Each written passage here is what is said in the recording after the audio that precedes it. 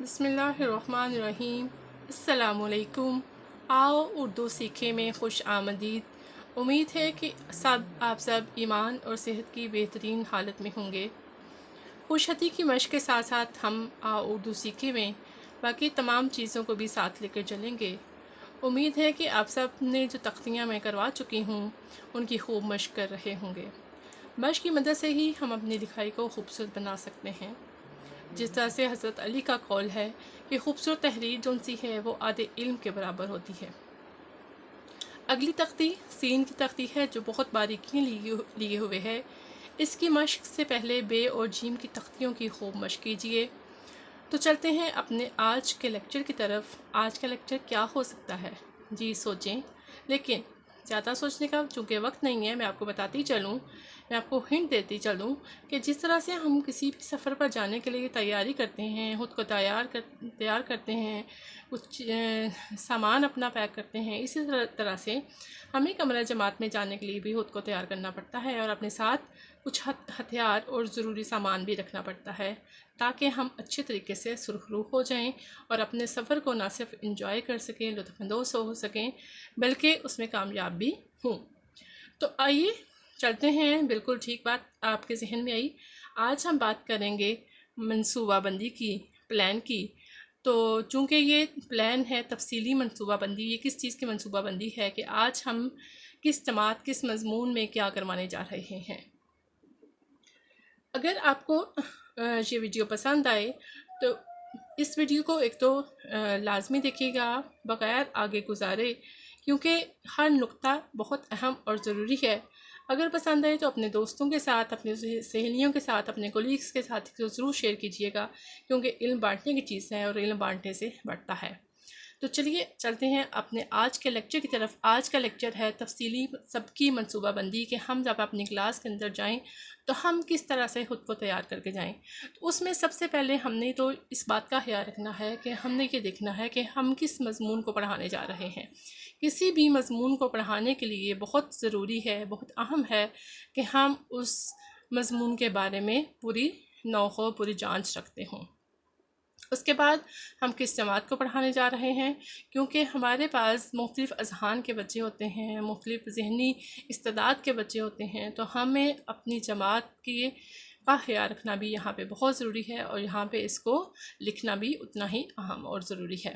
اس کے بعد سبق نمبر، ہم کس سبق نمبر پہ ہیں، ہمارے سبق کا نام کیا ہے، اور ہمیں کتنا وقت درکار ہے۔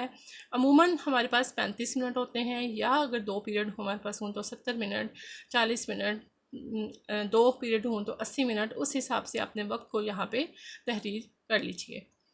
اس کے بعد ہم دیکھیں گے کتاب کا صفحہ نمبر۔ ہمیں یہ جاننا ہمارا بھی بہت ضروری ہے کہ ہم کس کتاب کے کس صفحہ نمبر پہ ہیں، یا ہماری ورک بک کا صفحہ کون سا ہے، یہ بھی ہماری تفصیلی سب کی منصوبہ بندی کے اندر لکھا جانا بہت ضروری ہے۔ آگے دیکھیں تو آگے آتے ہیں حاصلات تعلم۔ حاصلات تعلم کیا ہیں؟ حاصلات تعلم اب تک یہ یکساں قومی نصاب سے پہلے تک جو ٹیچرز تھے وہ اپنے اساتذہ اپنے لیسن پلان کے اندر عمومی اور خصوصی مقاصد لکھتے تھے۔ عمومی اور خصوصی مقاصد تو ایک استاد کے ہو سکتے ہیں، لیکن بچوں کے نہیں۔ حاصلات تعلم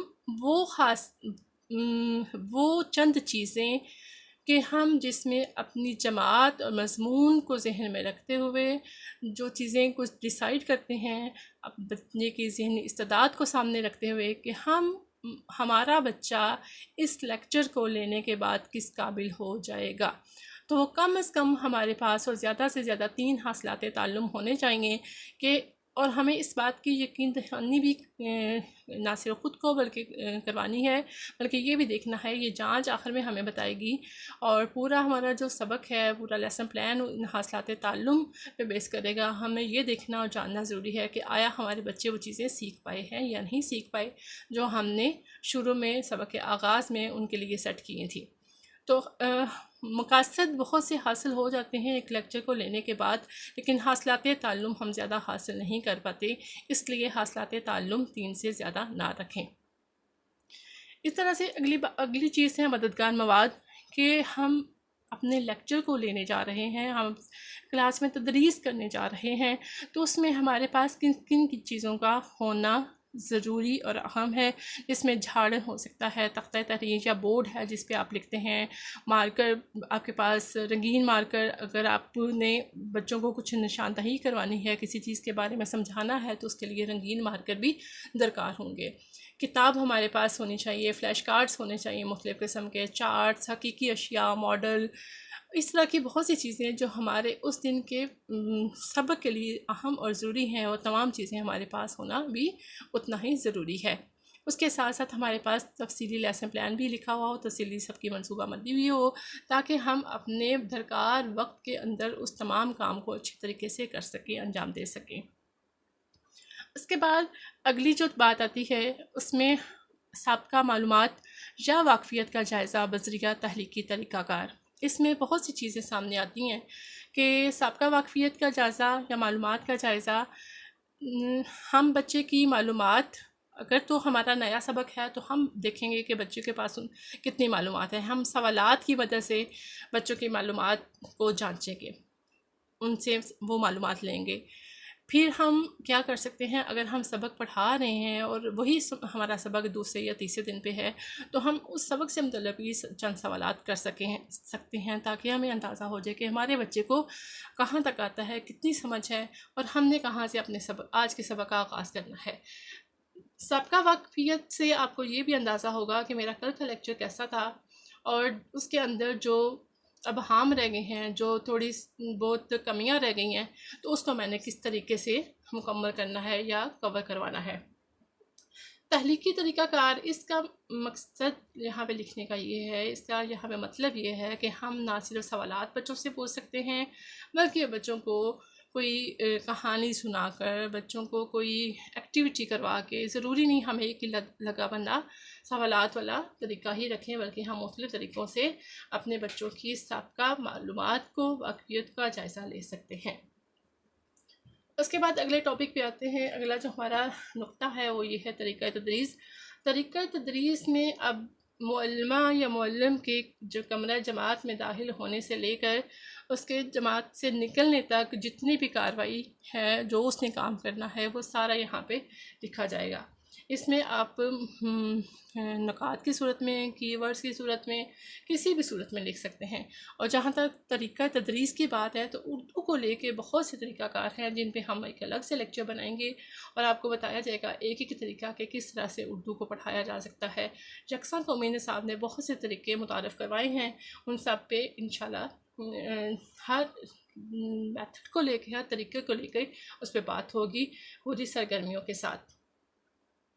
جانچ کیا ہے؟ جانچ جس کو آپ ریکیپچولیشن بھی کہتے ہیں، پارشل بھی ہو سکتی ہے اور at the and of the lecture بھی ہو سکتی ہے۔ اس میں آپ ساتھ ساتھ جو بچوں سے سوالات کرتے ہیں اس سے آپ کو اندازہ ہوتا رہتا ہے کہ آپ کے بچے کی لرننگ کیسی ہو رہی ہے، آپ کا بچہ کتنا سیکھ پا رہا ہے، اور یہ ساری چیزیں کس پہ بیس کریں گی؟ حاصلات تعلم کے گرد ہی گھومے گی۔ آپ نے جو حاصلات تعلم آپ نے سیٹ کر لیے ہیں، مقرر کر لیے ہیں، طے کر لیے ہیں، انہیں کے مطابق آپ کی جانچ بھی ہوگی، آپ کے سوالات بھی ہوں گے، اور آپ کا سارا کام بھی ہوگا۔ آگے چلیں تو اگلا جو ہمارا اس کا ایک نقطہ ہے وہ یہ ہے، اس کو گھر کا کام کہہ لیں، اس کو روز نامچہ کہہ لیں، ڈائری کہہ لیں، تفویض کارڈ کہہ لیں، جو بھی آپ اس کو کہتے ہیں، اس کا مقصد یہ ہے کہ ہم بچے کو ایسا کام تھوڑا سا دیں کہ وہ گھر جا کے بھی آپ کے لیکچر کو ایک دفعہ جب دیکھے تو اس کو ساری سمجھ آ جائے اور اس کے ذہن میں سارا کچھ بیٹھ جائے۔ اختتام میں عموماً تو یہ کیا جاتا ہے ایک یونٹ کو لے کے، یا جس دن بچوں نے ریڈنگ کرنی ہوتی ہے تو اختتام اس دن زیادہ مناسب ہوتا ہے، زیادہ مؤثر ہوتا ہے، زیادہ پر اثر ہوتا ہے۔ باقی دنوں میں اس کی گنجائش ذرا کم ہی نکلتی ہے۔ اختتام کا مطلب یہ ہے، جیسے فرض کریں آپ حمد کروا رہے ہیں، آپ نے سبق پڑھایا، سبق کو پڑھانے کے بعد آپ بچوں سے اس کے بارے میں اس سبق سے متعلق ان بچوں کی رائے لیتے ہیں، یا یہ پوچھتے ہیں آپ نے اس سبق سے کیا سیکھا، اس سبق کی اہم بات کیا تھی، اہم نکات کیا تھے۔ اس طرح یہ کام انفرادی اور گروہی دونوں صورتوں میں ہو سکتا ہے۔ جب یہ کام کرتے ہیں تو یہ اس کا اختتام ہوتا ہے۔ اختتام اور جانچ میں فرق ہے، اس فرق کو سمجھنے کی کوشش کیجیے۔ اب سب کی سماعتوں کا بے حد شکریہ. انشاءاللہ ہم نیکسٹ لیکچر میں ملیں گے، اور نیکسٹ لیکچر میں انشاءاللہ ہم سین کی تختی، اور کوشش کروں گی کہ سین کے ساتھ ساتھ دونوں کی تختیاں جو سی ہیں آپ کے ساتھ شیئر کی جائیں. اللہ حافظ.